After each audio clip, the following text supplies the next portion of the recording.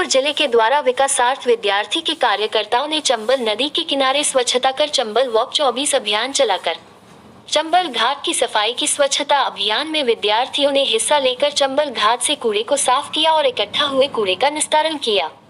विकासार्थ विद्यार्थी राष्ट्रीय एसएफडी प्रमुख राहुल गौड़ ने कहा कि चंबल की गंदगी एक लंबे समय से इसके किनारे बसे क्षेत्रों के लिए एक बड़ी चिंता का विषय रही है।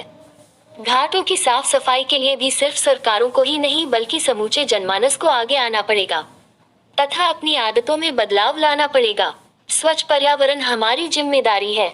एसएफडी चंबल नदी की साफ सफाई के इस अभियान को हर माह चलाकर इसे एक बड़ी मुहिम का रूप देने का काम करेगी। हम सरकार से आशा करते हैं कि वे जल शोधन संयंत्र स्थापित कर और कूड़ा निस्तारण की प्रभावी व्यवस्था कर नदी की स्वच्छता के लिए प्रयास करेगी।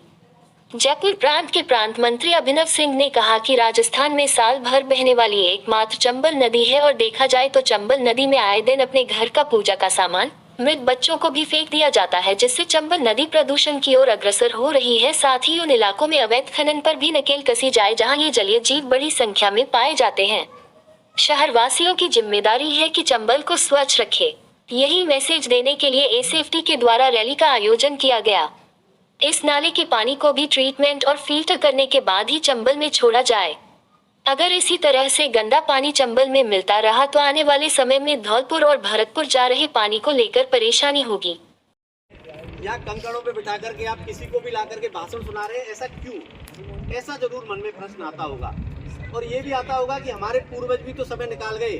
आप कह रहे हैं कि आने वाली पीढ़ियों के लिए कुछ छोड़ करके जाइए, तो हम क्यों छोड़ करके जाएं?